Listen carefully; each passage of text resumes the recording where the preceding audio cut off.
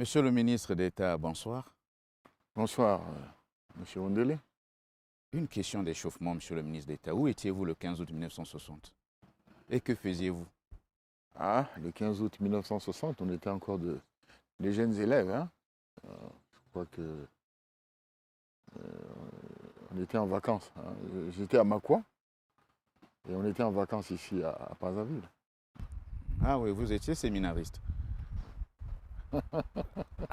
Ok. Donc vous avez assisté à l'événement en qualité de claqueur de main. Et ici, oui. Vous y étiez quand même. Oui, Place de la mairie centrale où André Malraux, représentant le général de ici au palais Gaulle, du... prononçait, semble-t-il, ce beau discours. Hein, on nous a dit, nous n'avons pas suivi, mais on a dit que c'était un très beau discours Ah oui, d'André Malraux, avant la réponse de l'abbé Fulbert Hulot. oui. Ok. Alors, le 15 août 1960, donc, le Congo accède à l'indépendance. Et le 15 août 2020, cela fait exactement 60 ans que le pays est indépendant. En 60 ans d'indépendance, il y a eu des hauts et des bas. Nous avons connu 6 présidents: l'abbé Fulbert Hulot, Alphonse Massamba Deba, Marie Ngouabi, Jacques Joachim Yombi Opango, Pascal Lissouba, Denis Sassou Nguesso. Mais nous avons aussi connu des guerres. Il y a eu des moments gais, mais il y a aussi eu des moments peu flatteurs. Bref, il y a eu des côtés positifs, mais aussi des aspects négatifs. 60 ans après, s'il vous était demandé d'en tirer les leçons, que diriez-vous? Ouf, merci pour votre question qui est d'une certaine complexité aussi. À l'image de l'histoire du pays. Tout à fait, oui. Je disais que en fait, l'histoire rétrospective n'est rendue possible que par l'histoire qui est faite. Évocation pour évocation, il y a un risque. C'est celui de remuer le couteau dans les plaies d'un passé encore très présent. Et parce qu'il y a beaucoup d'acteurs qui sont encore vivants. J'opte plutôt pour la lecture du passé, au présent, mais avec les yeux de l'avenir. Ça peut paraître compliqué. Et donc je crois qu'il faut soumettre le présent et l'avenir au flair de l'histoire. Parce que l'histoire a un flair. Bon, je ne fais pas pour autant l'apologie de l'historisme, hein, qui consiste à tout expliquer, tout motiver, tout justifier par l'histoire. 60 ans d'indépendance, oui, mais je crois que l'indépendance, il faut la vivre comme un processus, parce que les mutations ne se sont pas faites de manière spontanée. Nous ne sommes pas dans le cas des pays qui sont passés par la guerre ou des luttes de libération. Hein, à chacun son destin. Bon, je crois qu'il faut la vivre comme un processus. Même 60 ans après, est-ce que toutes les mutations se sont déjà opérées? Je ne pense pas. Voyez-vous, pour illustrer cela, le 24 mars 1961, donc nous sommes à moins d'un an de l'indépendance, le président Fulbert Hulot prononce un discours qui est resté actuel, hein, qui le projette même au niveau de visionnaire chevronné. C'était au lancement des travaux du barrage du Kouilou, à Sounda. Et il dit de très belles choses. Hein. D'ailleurs, je vais vous en donner quelques extraits. Mais fort malheureusement, certaines incursions le mettent en apesanteur dans le contexte qui était celui de l'indépendance. Parce qu'en 61, nous sommes après l'indépendance. L'indépendance ayant eu lieu le 15 août. Pour illustrer cela, j'ai même ce discours ici. Vous voyez, il commence. Monsieur le représentant du président de la communauté. Monsieur le président de l'État du Katanga, c'était Moïse Tshombe. Hein. Monsieur le président de l'Assemblée nationale, messieurs les ministres, messieurs les parlementaires, messieurs les ambassadeurs, mesdames, messieurs. Et c'était même très lyrique pour l'époque. Nous voici rassemblés en un site unique au monde, ici à Sounda. La nature a réalisé l'un de ses plus extraordinaires exploits. Un fleuve langoureux a tranché une montagne et, ce faisant, a décuplé ses forces. D'autres ont déjà vanté la beauté sauvage de ces gorges abruptes et ardentes qui nous offrent une si étonnante perspective. Et il nous suffirait de les contempler dans l'émerveillement si nous étions venus ici pour pousser par une plus noble ambition. Alors, voilà. La puissance obtenue sera de 7, peut-être de 8 milliards de kilowattheures, c'est-à-dire plus que n'en fournit le Rhône dans les 5 grandes centrales qui s'étalent de Génissia à Montélimar, et ce qui correspond à environ au 5e de la production hydroélectrique française. Et vous? Et il poursuit. À Pointe-Noire, les industries utilisatrices deviendraient ou devraient rapidement arriver à atteindre une production de 200 000 tonnes d'aluminium et de 300 000 tonnes de ferro-alliage. En outre, quantité d'industries annexes pourraient, grâce au courant à bas prix, trouver avantage à s'installer. Toutes ces prévisions ne sont pas contestées. Ce sont des certitudes, il n'y a pas d'écho discordant sur le Kouilou. Mais après, M. Perrin, membre de l'Institut, vice-président et directeur général du GIN, a toujours estimé que le site du Kouilou était le plus favorable parmi les sites actuellement connus dans le monde. La connexion du barrage du Kouilou, du port de Pointe-Noire et de l'exploitation du manganèse de Franceville, a-t-il écrit, sera sans doute un des plus beaux complexes du monde. Je souhaite que la France profite des énormes possibilités qui lui sont offertes, mène à bien cette entreprise dans les plus brefs délais, car il importe dans ce genre de compétition internationale d'arriver parmi les premiers. La France. Et il termine d'ailleurs. La France étonne parfois ses amis. Lorsqu'elle donne, dans certains cas, l'impression de préférer engager de vastes dépenses à fonds perdus plutôt que de rechercher des participations bénéficiaires. Tout ce qui a été fait ici, jusqu'à ce jour, en recherche et travaux, a été entrepris sous une impulsion française. Mais le financement d'un ouvrage de cette importante nécessité, de tels capitaux, que tout en conservant à la France le rôle de chef de file, des participations étrangères et internationales semblent devoir intervenir. Et c'est pourquoi, messieurs les ambassadeurs, votre présence aujourd'hui parmi nous prend un sens déterminant auquel je me pliais à rendre hommage. Et puis, un proverbe dit, c'est au pied du mur que l'on voit le maçon. Nous y voici au pied du mur. Le général de Gaulle, le plus grand ami du Congo, le sait. Et il n'a pas voulu nous y laisser seuls. Son intérêt pour le barrage s'est manifesté chaque fois que nous l'avons sollicité. Il nous a toujours aidés et conseillés dans ce sens.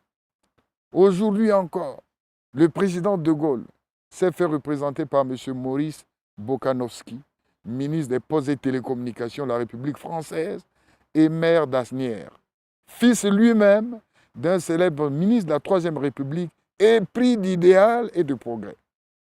Votre présence, mon cher ministre, nous est d'un précieux réconfort et en vous disant toute la joie que j'ai eue de vous accueillir avec Madame Maurice Bokanowski, je sais que je puis compter sur toute notre compréhension et tout votre appui. La grande famille équatoriale que nous formons est heureuse de saluer M. Gantard, représentant de notre grand ami du président Tombalbaye. Oui, bien, l'Afrique équatoriale, 2 lignes. Alors, donc c'est pour dire que les mutations ne se sont pas faites, évidemment. C'est un contexte. Hein, comme je l'ai dit tout à l'heure, nous sommes à 1 an de l'indépendance. Est-ce que ces pesanteurs ont disparu même 60 ans après? Pour les téléspectateurs, Oui. vous avez semblé dire que les conséquences de ce discours étaient plutôt incalculables. Parce que vous avez dit que ce n'était pas bon dans le contexte d'alors. Non, je n'ai tenir pas dit un tel- incalculable. J'ai dit le président Hulot s'est présenté là comme un visionnaire, chevronné, mais il y a eu ces incursions, malheureusement, qui l'ont mis en Mais apesanteur. le côté malheureux, parce que la citation est longue pour les téléspectateurs, le Oui. côté malheureux, c'est lequel? Ce discours-là a produit quel Oui, effet? vous sentez qu'il y a eu l'indépendance, mais il y a un peu comme ce complexe. Hein. On est là comme la France. Partez, mais restez quand même, on a encore besoin de vous. Oui. Pour simplifier les choses. Bon. L'indépendance n'était pas non plus une rupture totale, non, je crois. Mais vous sentez là qu'on a encore ce complexe de la France, du tuteur. La survivance du pacte colonial. Exactement. Vous voyez, les décennies de colonisation, on ne peut pas comme ça s'évaporer sans laisser de séquelles. C'est pas possible. Donc, et même 60 ans après aujourd'hui, hein, on a des Congolais qui ne jugent que par la France, voyez-vous, qui ont même choisi la nationalité française, voyez-vous. Ils vous parlent mieux des Champs-Élysées que de boulevard Alfred Raoult, vous comprenez. Donc, c'est pour dire que l'indépendance, il faut la vivre comme un processus qui peut s'étaler comme ça sur plusieurs années, je crois. Bon, maintenant, tout à l'heure, je parlais de la lecture de l'histoire ou du passé au présent avec les yeux de l'avenir, hein, absolument soumettre l'avenir et le présent au flair de l'histoire. Je vais l'illustrer par quelques exemples que j'ai choisis comme ça. Il a existé dans ce pays, ou ici à Brazzaville, une piscine dite piscine Caïman. La piscine Caïman. Monsieur Marcel Ibalico, alors président de l'Assemblée, un jour s'y rendit, n'est-ce pas, pour aller faire de la natation, hein, sport médicament qu'a dû lui prescrire certainement son médecin traitant. Dès que monsieur Ibalico s'est pointé à la piscine Caïman, tous les ressortissants européens qui s'y lavaient, qui s'y baignaient, ont déserté les lieux. Évidemment, la nouvelle a couru, hein, Brazzaville était en émoi, et le président Hulot, ici, d'ailleurs, en ces lieux, alerté, a pratiquement ordonné la fermeture de la piscine Caïman. Je crois que son courroux a été temporisé par l'ambassadeur de France à l'époque. Alors, ça se passe en 1961, 1962. Ils avaient cru voir un serpent dans les temps. Et voilà, vraiment, je crois que la présence d'un noir à ces endroits n'était pas si bien tolérée. Ben, aujourd'hui, 60 ans après, ou une cinquantaine, plus de 50 ans après, au même endroit, se dresse un immeuble majestueux. C'est le siège de la BSK. L'immeuble magnifie le rapprochement des humains, hein, à travers la coopération gagnant-gagnant entre les États. Voyez-vous, au même endroit. C'est là où se situe le siège de la BSK. Qui fut le symbole du racisme en son temps. On n'a pas peur des mots. Je ne dis pas que symbole de racisme, au moins en ces lieux étaient infestés par les germes de comportements irrationnels, pour ne pas dire racisme honteux. Oui, est-ce que tout cela était révélateur, annonciateur, hein, cet incident était annonciateur d'événements plus heureux? Je vous ai dit tout à l'heure que je ne fais pas l'apologie de l'historicisme. Un deuxième cas, le 22 février, le lieutenant Diawara, 1972. 72, vous faites bien de me le rappeler, le lieutenant Diawara s'empare de la radio et de l'aéroport de Brazzaville. Il était membre du bureau politique du parti unique, le PCT. alors que le président Marien Ngouabi se trouvait en mission à Pointe-Noire. Vraiment, le président Marien Ngouabi s'organise pour rejoindre Brazzaville dans un monomoteur appartenant à Aéroservice. À bord, il y avait le capitaine Louis-Sylvain Goma, le capitaine Denis Sassou Nguesso, le capitaine Jean-Michel Ebaka et bien sûr le capitaine ou le capitaine Emmanuel Golondele, qui était l'aide de camp du président Ngouabi. Ça se passe le 22 février. Ils arrivent,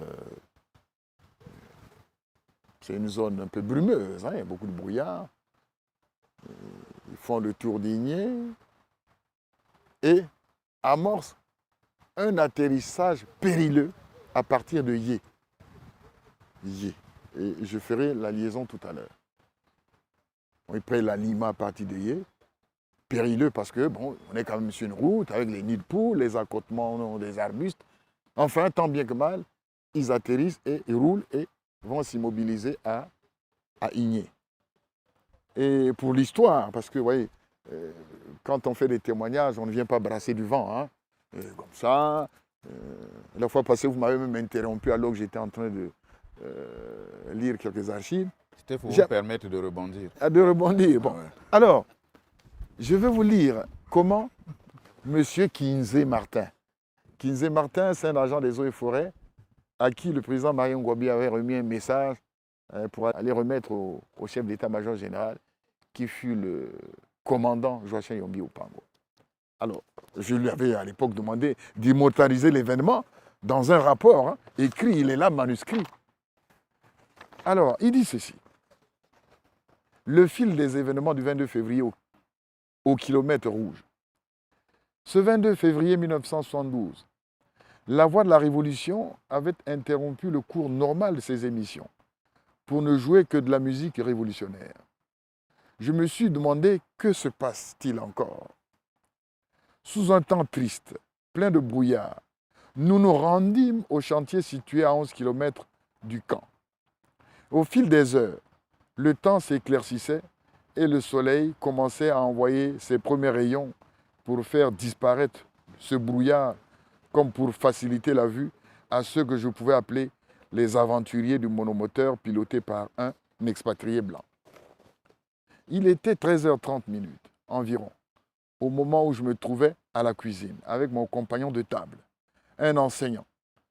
Un petit avion survolait le ciel du kilomètre 45. Un tour, 2 tours, 3. Et je commençais à m'inquiéter pendant ce temps. Le monomoteur perdait l'altitude pour atterrir sur la nationale 2. Curieux, tous les habitants du secteur se sont mis le long de la route en se posant certainement la question qui était celui ou ceux-là. Personnellement, l'idée qui me revenait à la tête était celui des hommes politiques qui pouvaient être en fuite compte tenu de la situation précaire dans la capitale. J'étais moi aussi prêt à fuir. L'avion s'immobilisa et le premier sorti était le camarade du président Marien Ngouabi et sa suite après. La population était enchantée. J'étais à 10 mètres. La délégation se dirigeait vers moi pour prendre ensuite la direction de ma case. Le coin n'était pas étrange pour le président Marien Ngouabi pour la simple raison qu'il venait souvent en week-end. La porte de ma case était ouverte, comme pour dire « Entrez, camarade président ». Sans hésitation, toute la délégation s'est introduite, mais je me suis rendu compte que j'avais même oublié ma marmite au feu. J'ai aussitôt couru à la cuisine pour fermer le gaz. Aussitôt entré, ma Vespa était là, si elle était une personne. Le premier interlocuteur du camarade président Marien Ngouabi qui me posait la question suivante. Question. À qui appartient cet engin? Réponse. À moi, camarade président. Question. Elle marche? Réponse. Très bien. Un biquet du papier. Aussitôt dit, aussitôt exécuté, un message écrit par lui-même en langue maternelle était adressé à un haut cadre de la PN, l'Armée populaire nationale, et à remettre à l'état-major général. Il me remit le message et dit « Va, brave militant, je compte sur toi. Avale ce papier en cas d'ennui. » Depuis ce matin-là, n'avait pas du tout fait son apparition, n'a pas désobéi. Et au quart de tour, le moteur a dit oui, je suis prêt pour la mission. Alors, Vous ouais, avez le mot, l'auteur? mais voilà, le mot, Kinzé Martin, il est mort, paix à son âme. Alors, le mot écrit par Marien Ngouabi, il avait écrit en langue maternelle, dit-il, Tindambori et Kobanga Lokoro, Kiapam Obala. C'est-à-dire, envoie-moi les militaires me chercher, vite. Kiapamo, ça veut dire, Efforce-toi. hein, ne Si dégonfle tu pas. peux aller, ouais, Tiens efforce-toi, bon. efforce-toi. Marien Ngouabi. Alors, Et c'est- j'ai fait cette évocation pour dire que, vous voyez, il y a près de 50 ans, nous Monsieur le sommes ministre d'État, on en... ne va pas vous interrompre. Oui, oui. Est-ce que ce fut fait? Oui. Il a écrit, il a envoyé à son chef d'état-major. Oui. Est-ce qu'il y a eu une réaction immédiate? Ah oui, oui, dès que le mot est arrivé, hein, les militaires sont partis et puis le président Marien Ngouabi, avec une sémie lui-même, enfin au retour, hein, au volant de la Jeep, avec à bord les autres de ses compagnons. Hein. Comme je l'ai dit, lui, Sylvain Goma, le capitaine Denis Sassou Nguesso, Jean-Michel Ebaka, puis Emmanuel Ngolondele Emmanuel Mongo. Et est-ce que vous pouvez continuer donc la philosophie de tout cela? La philosophie de tout ça, c'est pour dire, voilà, nous sommes passés d'un drame manqué en 72 à une euphorie. Parce qu'au même endroit, à Yé, pourquoi Yé aujourd'hui, c'est le confluent, entre guillemets, pour ne pas dire le point de jonction, la nationale 2 et de la route Brazzaville-Pointe-Noire, la nationale numéro 1. Et vous Et à l'inauguration de la nationale, enfin de cette route lourde, hein, je crois que ça devait se passer le 2 avril. Aïe, c'était le 1er mars 2016 Le par 1er le mars. président de la République, Denis Sassou En tout cas, l'inauguration de la route. Voilà. Oui. les larmes se confondaient avec la sueur, hein, heureusement d'ailleurs. Et j'ai comme senti le flux d'une émotion lointaine, hein, traverser le courant du temps, enfin le fil conducteur du temps, pour venir éclairer l'ampoule du souvenir dans la voûte du présent. Et vous, j'ai été très ému, hein, que d'un drame manqué en 72, que 40 ans après, ce soit l'euphorie à cet endroit. Je crois que chacun vit les événements un peu à sa manière. Voyez-vous. Et c'est pourquoi j'insiste encore sur la nécessité de lire le présent, le passé plutôt avec les yeux de l'avenir. Parce que la nationale numéro 1 pour nous, hein, le tracé classique, c'est bien Mindouli, Kinkala, Brazzaville. Mais personne n'imaginait que ce serait là le nouveau tracé de la route lourde de Brazzaville-Pointe-Noire. C'est là le point de jonction, à Yé. Et voici ce qui s'est passé à Yé, il y a 48 ans. Voilà. Monsieur le journaliste, je crois que je ne vais pas prendre tout le temps pour moi s'il fallait parler de l'histoire. Je vais prendre un dernier élément. Brazzaville a failli être débaptisé à la mort du président Marien Ngouabi.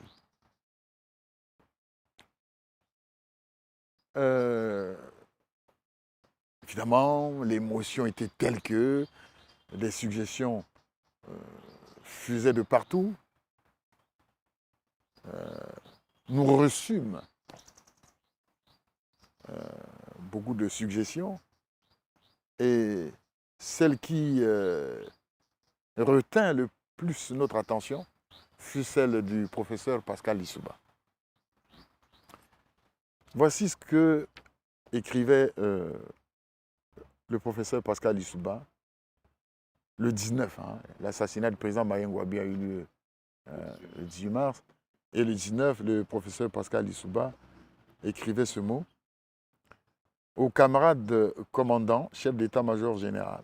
Camarades, j'étais loin de m'imaginer situation si dramatique. Ce deuil qui frappe la Révolution est aussi mon deuil. J'ai une fille dont la mère est cousine de celle de l'illustre disparu. Cette terreur individuelle, ce crime crapuleux, gratuit, inutile, me remplit d'horreur. J'ai peur pour notre pays, car les premiers l'ont profondément divisé. Celui-ci les dépasse tous. Serait-ce assez que de demander l'immortalité de notre vaillant camarade? À l'issue du deuil, Brazzaville devrait avoir vécu pour Ngouabiville. Puisse votre sagesse contenir tout cela. Pour ma part et pour l'heure, je joins mes pleurs à ceux de la nation. Professeur Pascal Lissouba.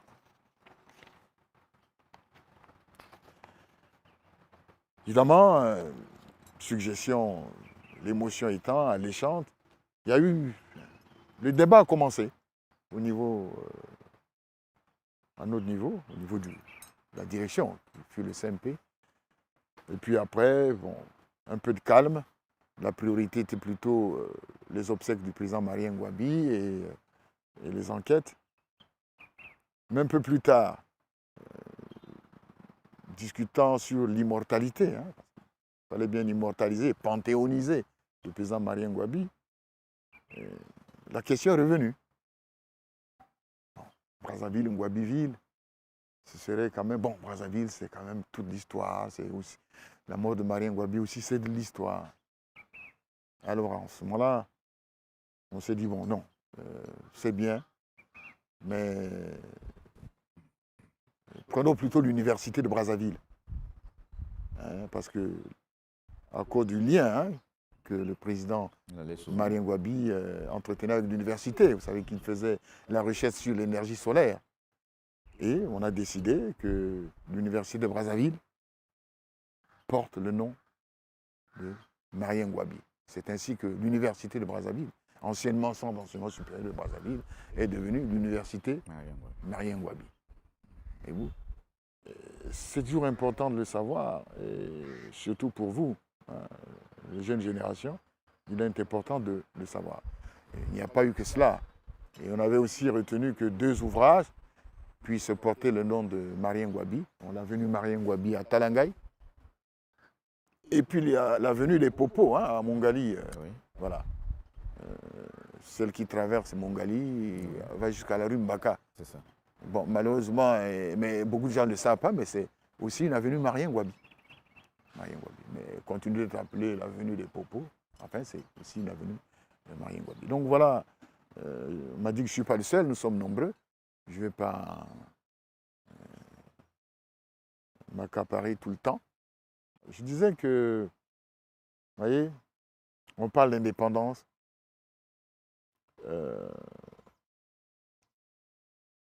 Elle va de pair avec la souveraineté. L'indépendance, oui. Et la souveraineté serait perpétuelle, dit-on, la République. Est-ce qu'aujourd'hui, nos États sont-ils souverains? Dans un monde tiraillé par un rapport de force en faveur des grands, sommes-nous véritablement souverains? Indépendants, nous le sommes, oui. Mais souverains, on peut disserter longtemps, sur beaucoup de pages. Je vous donne le sujet. Monsieur le ministre d'État, sommes-nous souverains? Avez-vous déjà commencé à écrire vos mémoires? Mes mémoires? Sinon, nous solliciterons le Nkwembali pour vous inspirer.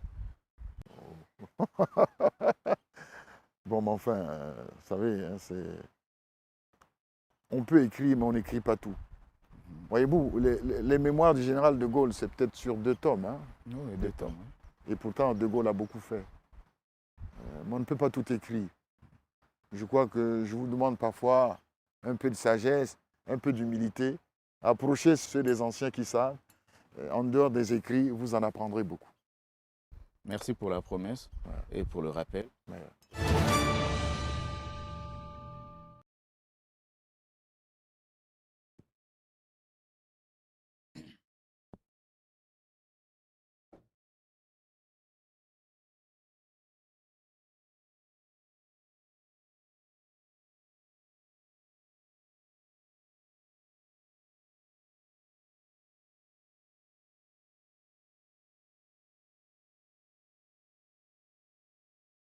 Monsieur le ministre d'État, vous avez suivi avec nous cette image que vous inspire ce que nous appelons dans le jargon journalistique ce muet. Bon, 40 ans c'est passé, c'est vite passé.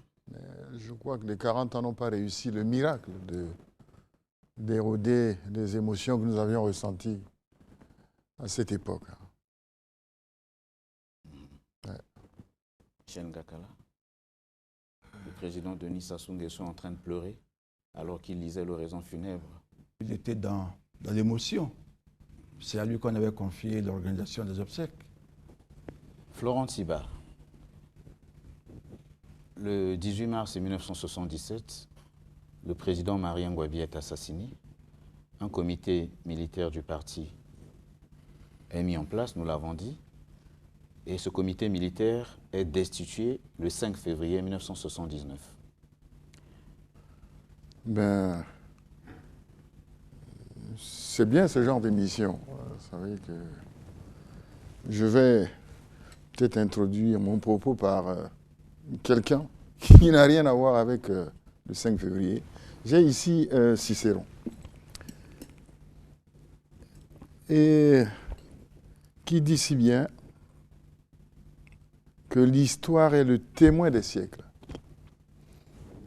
le flambeau de la vérité, l'âme du souvenir, l'écho de la vie, l'interprète du passé.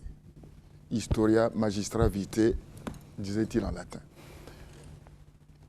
Et il parle de la vérité, vous savez, mais la vérité est fille du temps. Nous allons tout à l'heure faire une évocation.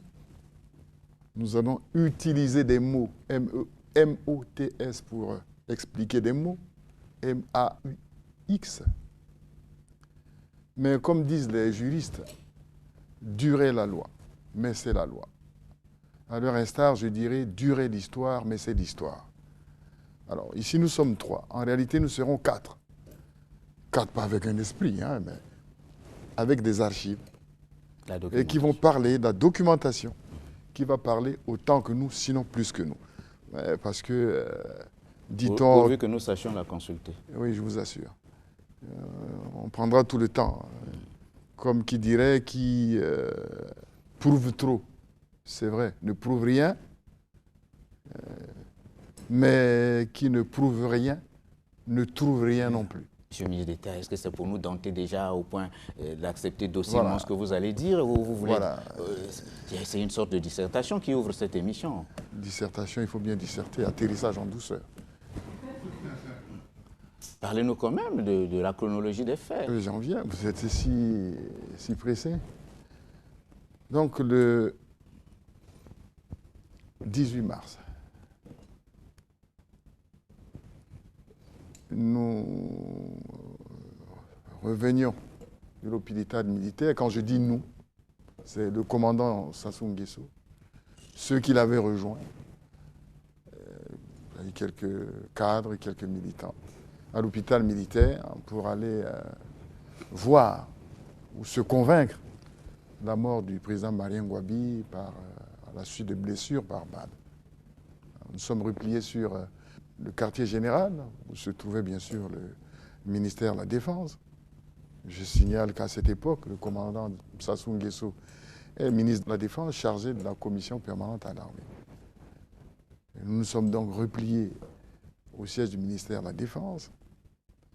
L'émotion était à son paroxysme. Heureusement que l'inspiration n'était pas la ménopause. Évidemment, on était tous inconsolables et pourtant il fallait affronter cette situation gravissime. Le premier réflexe était de convoquer l'état-major spécial révolutionnaire. À l'époque, l'état-major spécial révolutionnaire faisait office de bureau politique. Il comprenait donc le camarade Marien Ngouabi, le commandant Denis Sassou Nguesso, il y avait le camarade Jean-Pierre Tchikaya, il y avait Louis-Sylvain Goma, Jean-Pierre Gombe. Ils étaient 5. Alors, la décision ainsi prise, un Fokker 27 de Dina Congo s'envole pour Pointe-Noire pour aller chercher le camarade Tister Chikaya et Louis-Sylvain Goma qui s'y trouvait en mission. Un autre aéronef s'en va à Ouando, prendre le colonel Joachim Yombi Opango, Maman Mboalé, hein, la mère du défunt président, et quelques proches parents du président Marien Ngouabi. Ils sont arrivés, 18h, réunion d'état-major spécial révolutionnaire. Le commandant Denis Sassou Nguesso explique la situation, donne l'information. Et l'état-major spécial révolutionnaire convoque en urgence le comité central du PCT. À l'époque, le comité central, ils étaient moins de 35. Et puis beaucoup étaient à Brazzaville. Donc on a rapidement contacté les membres du comité central présent à Brazzaville. Ils sont venus au ministère de la Défense. Le quorum était atteint. Et sans compter que d'autres aussi avaient déjà comme ça spontanément rejoint le commandant Denis Sassou Nguesso. Et donc le comité central, c'est... Une question de curiosité. Oui, ne perdez pas le curiosité. fil de votre pensée. Pourquoi c'est lui qu'on doit rejoindre? Comment? Il y a une situation Oui. de cette nature. Pourquoi? Il semble que le numéro 2 du parti, c'était Jean-Pierre Tister-Tchikaya à cette époque-là. Mais pourquoi tout le monde a-t-il fait chorus autour de Denis Sassou Nguesso? Juste pour les besoins de l'histoire. Mais écoutez, la situation est hautement sécuritaire. Oui. Le commandant Denis Sassou Nguesso était le ministre de la Défense, était chargé des questions militaires au sein du comité central, mais je crois que l'endroit le mieux placé, c'était bien celui-là. Et puis le ministère de la Défense était au quartier général. Je crois que dans un contexte aussi risqué, c'était le meilleur endroit, je crois. Okay. Mais c'est beaucoup plus parce qu'il s'agissait d'une situation sécuritaire et que le commandant Sassou Nguesso était le ministre de la Défense. Alors il y a eu une première réunion d'état-major spécial révolutionnaire, je disais, qui a convoqué le comité central. Et le comité central s'est réuni en urgence dans la salle de conférence du ministère de la Défense et a fait une déclaration que je vais vous rendre verbum verbo, c'est-à-dire mot à mot.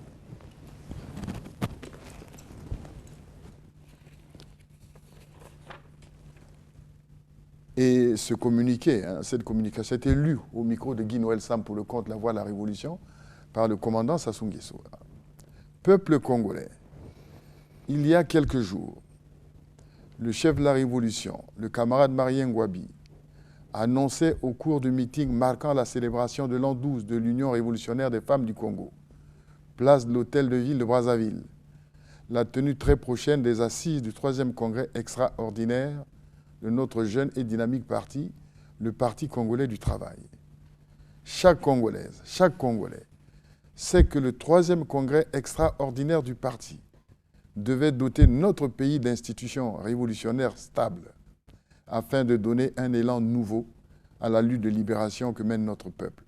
Mais l'impérialisme aux abois, dans un dernier sursaut, vient par l'entremise d'un commando suicide d'attenter lâchement à la vie du dynamique chef de la révolution congolaise, le camarade Marien Ngouabi, qui a trouvé la mort au combat, l'arme à la main, le vendredi 18 mars 1977 à 14h30.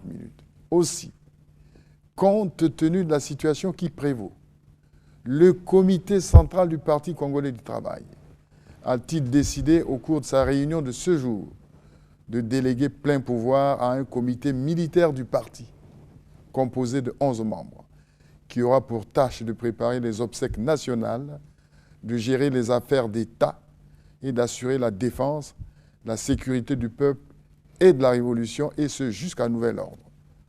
Le comité militaire du parti invite le peuple à redoubler de vigilance et à sauvegarder par tous les moyens la révolution et l'unité nationale pour lesquelles le président Marien Ngouabi a donné sa vie.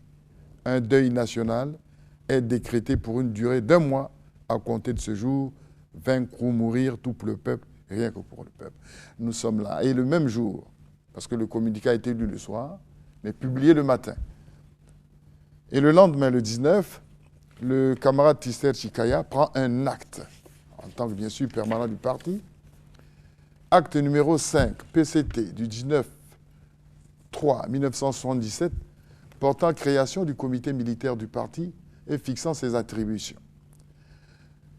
Le comité central du Parti congolais du travail, vu les statuts du Parti congolais du travail, notamment en son article 1, vu le règlement intérieur du comité central du Parti congolais du travail, notamment en son article 13, alinéa 2, vu les nécessités de la révolution, décide, article 1er, il est institué un comité militaire du parti composé de 11 membres. Le comité militaire du parti reçoit délégation de plein pouvoir du comité central du Parti congolais du travail pour 1. Préparer les obstacles nationaux du président du comité central du Parti congolais du travail, président de la République, chef de l'État, président du Conseil d'État. 2. Coordonner les activités du parti, gérer les affaires d'État et assurer la défense du peuple et de la révolution, le tout jusqu'à nouvel ordre. Article 3. Des actes du comité militaire du parti détermineront les modalités de fonctionnement des organes du parti et de l'État. Article 4. Le présent acte prend effet à compter de ce jour et sera diffusé selon la procédure d'urgence. Fait à Brazzaville le 19 mars 1977 pour le comité central du Parti congolais du travail, le permanent Jean-Pierre Tister Chikaya. À 10h, c'est-à-dire le 19, le Premier ministre, donc Louis-Sylvain Goma, reçoit les ambassadeurs et les chefs de mission diplomatiques. Et il fait une communication qui n'a duré que 3 minutes. Je vous la lis. On la lira peut-être bientôt. Pour l'histoire, je crois oui. que pour l'histoire, voyez, il ne faut pas faire une restitution rocambolesque de l'histoire. Oui. Est-ce que vous êtes sûr que tous ces actes que vous êtes en train de lire auront un impact sur le déroulement de cette émission? Tout à fait. Okay. Tout à fait. Si c'est cela, donc je peux le lire.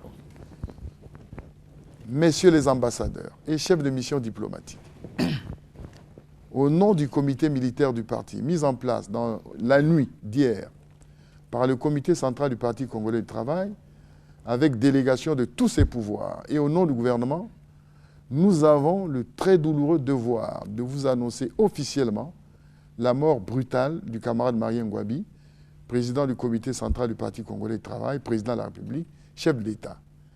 Cette mort du chef de la révolution congolaise, perpétrée par l'impérialisme et ses valets, est survenue hier, vendredi 18 mars 1977 à 14h30 dans sa résidence d'état-major. Ce forfait a été commis par l'entremise d'un commando suicide de 4 personnes. 2 éléments du commando ont été abattus et les 2 autres sont en fuite. La douleur du peuple congolais tout entier est très profonde, en perdant ainsi brusquement le digne fils de la révolution congolaise, le camarade Marien Ngouabi. Je vous demanderai de vouloir bien transmettre cette pénible nouvelle à tous les chefs d'État et de gouvernement que vous avez l'honneur de représenter en République populaire du Congo. Le déroulement des obsèques nationales vous sera communiqué ultérieurement. Je vous remercie. Okay. Brazzaville, le 19 mars 1977, oui. Oui, à ce niveau-là. Mais il faut restituer l'histoire. Est-ce qu'à ce niveau-là, vous pouvez vous affranchir de la documentation et nous parler sincèrement? Mais j'en viens. Oui. Alors, en ce moment-là, c'est inutile d'organiser ce type de... Nous le disons parce qu'il y a eu des forums ici, à commencer par la conférence nationale, où, disons, le 5 février a été interprété comme un coup d'État, comme un coup de force. Mais il faut remonter aux origines. Et les origines, c'est celle-ci, M. Ondele. Voyez-vous? Si ce n'est pas ça, je ne serais pas venu témoigner. Vous voyez bien que le comité central met en place le comité militaire du parti, mais ne l'a pas structuré. Et c'est là que le marxisme est rejoint par nos traditions, parce que dans nos familles, quand il y a décès, qu'est-ce qui se passe? Il y a quelqu'un de la famille, je vais dire, hein, qui est responsabilisé pour gérer les obsèques, conduire la famille jusqu'aux funérailles du défunt. Oui. Et les questions de succession ou les questions d'héritage sont vues après l'enterrement. Et c'est ce que le comité central a fait. Et le commandant Sassou Nguesso, en tant que ministre de la Défense, a joué ce rôle. Le comité militaire n'était pas structuré. Voilà. Donc, il est important de le dire. Et il l'a fait parce que, comme je l'ai dit, la situation était hautement sécuritaire. Il était le ministre de la Défense et il était le chef de la commission spécialisée du comité central des questions de sécurité et de défense. Oui, vous avez parlé d'un vide. Un vide. On a mis en place le comité militaire du parti, on n'en a pas désigné les membres. C'est ce que vous venez de dire. Posez-moi la question, je vous dis. Mais elle vient d'être posée. Ah bon? Oui. Ah ben j'ai pas suivi. Mais évidemment, il y a eu 11 membres. Hein. Le comité militaire, il y a eu, je crois, bien sûr, le commandant Denis Sassou Nguesso, le colonel Yombi Opango, il y a eu, je crois, le commandant Ibaka, le commandant Mbia, le commandant Pascal Mbima, et dans les capitaines, il y a eu le capitaine Okongo Nicolas, le capitaine François-Xavier Katali, le capitaine Anga, et puis le capitaine Florent Siba. Le commandant Raymond Damas Ngolo. Voilà. Mais pourquoi hésitez-vous à prononcer votre propre nom? Il semble que vous y êtes arrivé par des voies détournées. Ah non. Votre nom, il semble que votre nom ne figurait pas sur la liste initiale, mais quand vous lisiez le communiqué, vous avez ajouté votre nom au stylo. Ah non, non, non. Ça, c'est les laves d'un grossier mensonge. Hein? Que s'était-il passé réellement? Mais voilà. Effectivement, initialement, le chiffre était 10. Voilà. Hein, n'est-ce pas? Mais le commandant Denis Sassou Nguesso a estimé qu'il fallait plutôt le porter à 11 parce qu'il se pourrait qu'il y ait eu des décisions à prendre par voie de vote. Alors, quand on passe parfois par le vote, il faut bien que le nombre soit impair. Oui. Et c'est pour ça qu'on est passé à 11. Ben, il a décidé que ce fut moi. J'étais son directeur de cabinet. Donc je suis rentré au CMP par la volonté du commandant Denis Sassou Nguesso. C'est vous qui avez voulu qu'on évoque tous les détails de l'histoire. Mais voilà. Ne vous en offusquez pas. C'est vous qui avez voulu qu'on évoque tous les détails de l'histoire. Ah ben voilà, mais bien sûr. Voilà. D'ailleurs, est-ce que votre choix a obéi aux premiers critères qui ont commandé à la désignation des autres? Pourquoi 11? Pourquoi ceux-là? Ça ne faisait pas une sorte de copinage? Non. On a appliqué un principe dans l'armée, les plus anciens dans les grades les plus élevés. Il n'y a que moi qui n'obéissais pas à ce critère. Mais c'est les anciens, les plus anciens, et puis Anga, le camarade Anga, les plus anciens dans les grades les plus élevés. Okay. Voilà, voilà. Et puis, bon, faites de la numérologie. Maintenant, on peut en faire sans que ce ne soit pris pour l'inconséquence idéologique. 11, prenez comité militaire du parti, ça fait 22 lettres divisé par 2, ça fait bien 11. Ce n'est pas de la numérologie. À l'époque, on n'y pensait pas. En 1975, le parti commençait à avoir de sérieux problèmes à son sein. Et le camarade Mariam Gwabi s'était rendu compte que, dès que je suis parti, il y avait deux démarches qu'ils avaient initiées. La première, c'est la dissolution du bureau politique pour installer l'état-major spécial révolutionnaire. Ça a créé des problèmes au niveau du parti également, puisque les statuts sur ces différentes questions n'avaient pas assez d'éléments pour permettre au cadre du parti, notamment ceux du comité central, de l'UJSC, de l'URFC, de l'UNIAC et de la CSC, parce que le grand combat de contestation avait commencé au niveau des travailleurs. Nous nous sommes retrouvés en 1916 avec la grève des travailleurs, c'était le 24 mars 1976, qui a été déclenchée par les camarades de Kambé Lombe, les condamnateurs. Ça a failli même mettre le parti en difficulté. Et c'est l'UJSC qui a vu son premier secrétaire emporté par cette grève, comme le Kabando, qui avait rejoint les travailleurs avec les autres.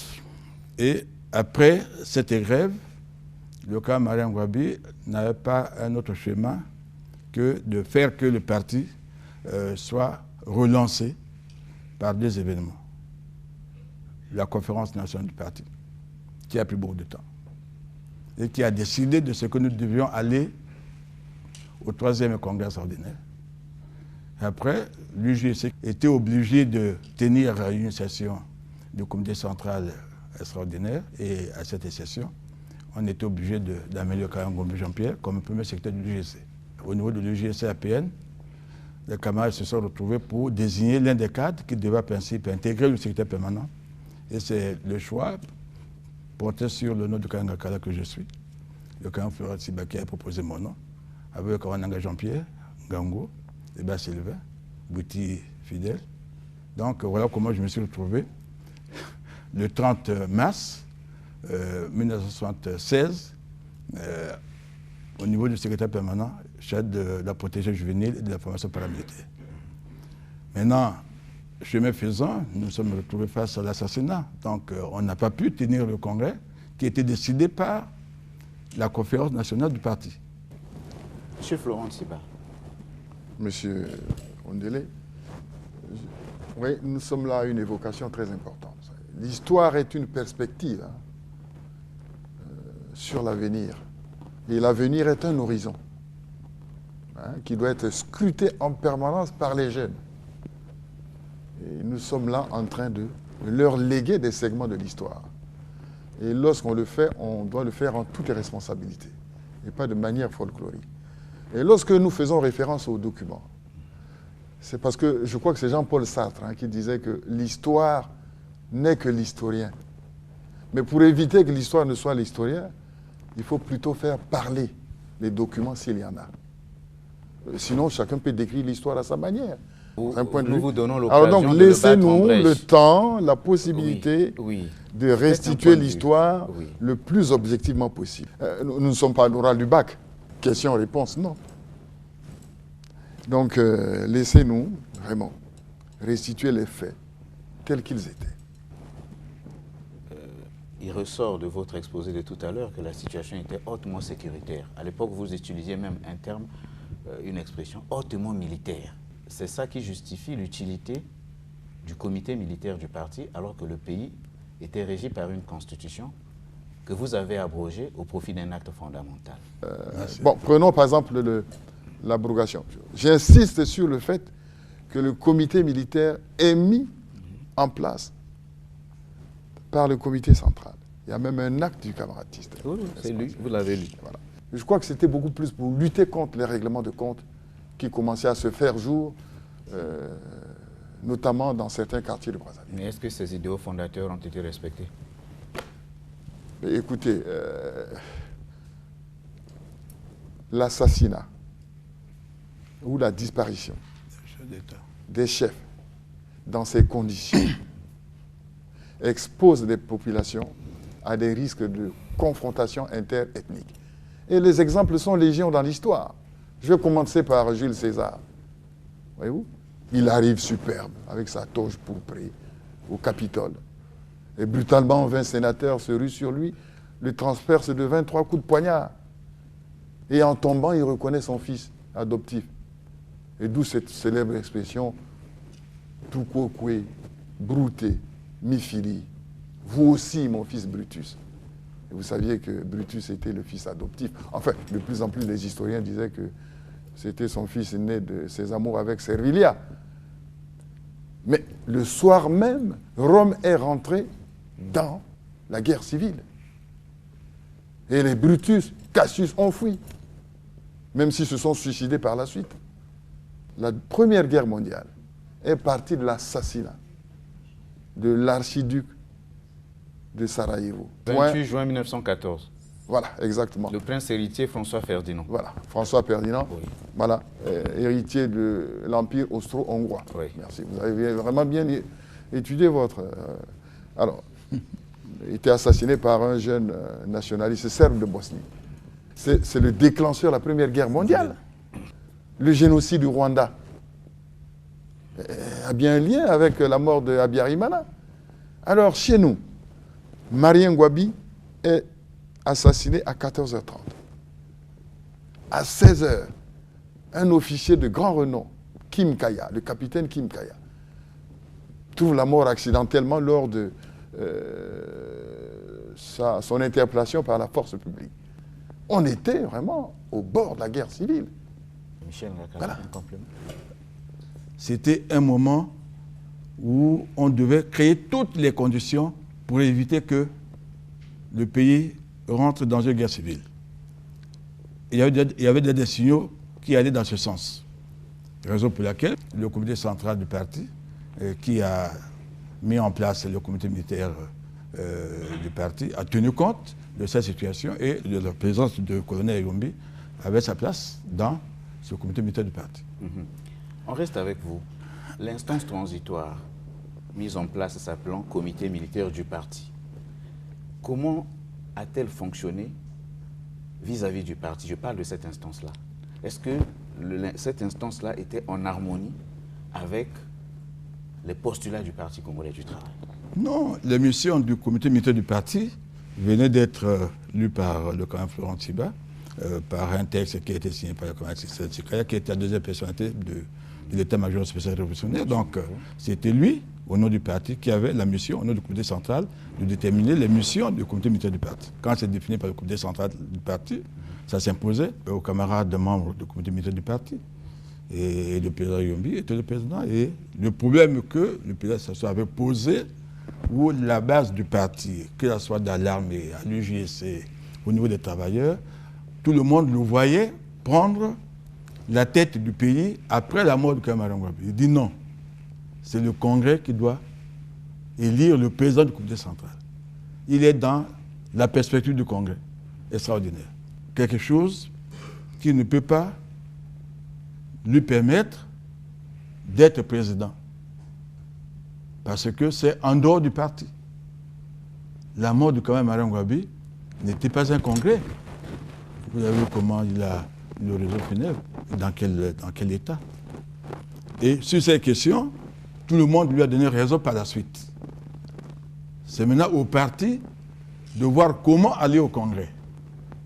Comment agir en direction de l'UJC, de l'UFC, de la CSC et du parti, et dans l'armée et dans la vie civile.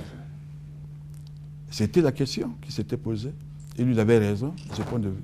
Il ne pouvait pas, à ce moment-là, trahir la mémoire de Kamara Ngouabi après la décision qui a été prise par la conférence nationale du parti pour préparer le 3e congrès extraordinaire.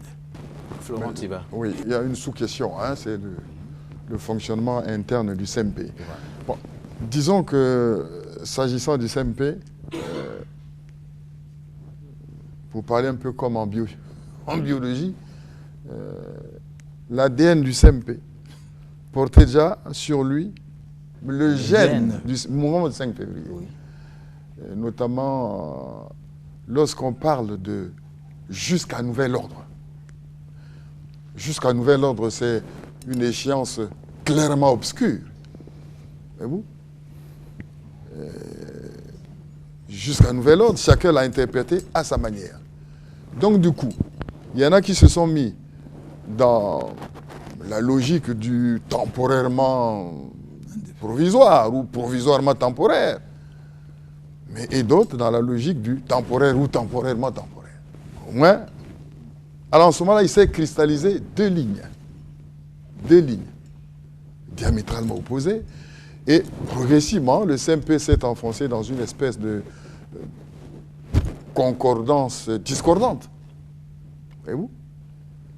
Et jusqu'au moment où, bon, ben, évidemment, les choses sont venues au grand jour, hein, le 5 février. Donc c'était une harmonie de façade. Vous avez quelques occurrences pour légitimer votre propos. Vous parlez d'une concordance discordante. Oui. Est-ce qu'on peut rendre le langage moins sibyllin pour les téléspectateurs? Nous avons été formatés comme ça. Le CMP qui a été mis en place s'est retrouvé un peu en difficulté pour savoir jusqu'où il devait aller et jusqu'où sa mission devait prendre fin. Et à partir de ce moment-là, le combat a commencé au niveau du CMP. Tout le combat pour préparer le 5 février devait d'abord partir du CMP. Donc toutes les grandes questions qui devaient déterminer l'orientation à donner au parti, comment aller au 3e congrès extraordinaire, ça devait être décidé par le CMP, par les 11 membres du CMP. Ils étaient 11. Lesquels étaient pour le congrès ordinaire, c'était à l'issue du message à la nation du président Yombi Opango, c'est le 31 décembre 1978. Et lequel était pour le congrès extraordinaire, il est mieux placé pour en parler. C'est à ce niveau-là que tout était ficelé. Et c'est eux qui constituaient comme la stratégie en amont et en aval. C'est l'ensemble des forces qui n'attendaient que l'orientation qui pourrait découler des conclusions du CMP selon les tendances. Monsieur Ondele, vous êtes contre les archives, mais je ferai référence aux archives. Vous voyez, le 5 février aurait pu intervenir plus tôt. Ouais. Même en 1978. Ouais. J'ai ici le procès verbal de la séance de critique et d'autocritique tenue le mardi 22 février 1978. j'étais porte-parole, c'est vrai, mais j'étais en même temps secrétaire des séances. Et je prenais le soin de faire valider les procès-verbaux par, oui, je signe ici, et lui est approuvé par le président de la séance, Yombi Opango. Et donc, c'est pour vous parler de l'authenticité. Je prends des extraits, ne vous impatientez pas. Nous sommes en 78, parce que vous m'avez demandé d'illustrer. Quelques autres occurrences. Voilà. La séance est introduite par le président du comité militaire en ces termes. Nous venons de finir avec le procès. Nous allons devoir amorcer une deuxième phase qui demande que chacun de nous s'engage réellement. Nous devons tirer toutes les leçons de notre expérience passée. Nous sommes ici membres du Parti congolais du travail, avant tout. Il est important que le monolithisme soit quelque chose de réel. La manière d'une direction qui se veut unie, c'est à chaque fois de voir les camarades lorsqu'il y a des incompréhensions. L'on ne peut continuer à se suspecter tout le temps. Quand dans la rue, on fait état de déchirement au sein du CMP, du comité militaire du parti, c'est peut-être parce que notre propre comportement n'est pas conforme à ce que nous prônons. Alors, écoutez la réplique du colonel Denis Sassou Nguesso. Je vais d'abord m'excuser d'avance, parce que je vais parler de moi et que je vais utiliser le langage direct, ce qui correspond à ma manière de ne jamais tricher. J'ai déjà fait partie d'une direction politique. Si les éléments qui composent la direction ne se sentent pas unis par un même idéal, une même volonté de vaincre et de mourir, où donc se situe la nécessité de son existence? Avant la mise en place du comité militaire du parti, le camarade président et moi, nous avions discuté des conditions dans lesquelles nous devions travailler et collaborer. Ma carte de membre du parti ne porte pas le numéro 6 pour rien. On ne peut pas faire la révolution tout en oubliant l'histoire. Personne n'a peur du Congrès. On peut aujourd'hui dire que notre mandat est terminé et nous convoquons le comité central. Il n'y a que les gens qui n'ont jamais été déchus de leurs fonctions qui peuvent en avoir peur. J'ai été membre du bureau politique, j'en suis parti sans jamais avoir eu à revendiquer quoi que ce soit. Le Congrès peut même se tenir dès demain matin. Ça se passe le mardi 22 février 1978. Où est bien que nous sommes. Voilà déjà l'état d'esprit qui régnait au sein du comité militaire du parti. Vous voyez que le président Sassou est resté constant. Il est resté constant. Depuis son refus d'exercer les fonctions de magistrat suprême à la structuration du CMP, vous voyez qu'il est resté constant. Ce n'était pas important de savoir. Il n'y a pas que vos deux témoignages. Ah ben, nous nous sommes entretenus avec ceux qui, à l'époque, vécurent aussi entendu. ces événements.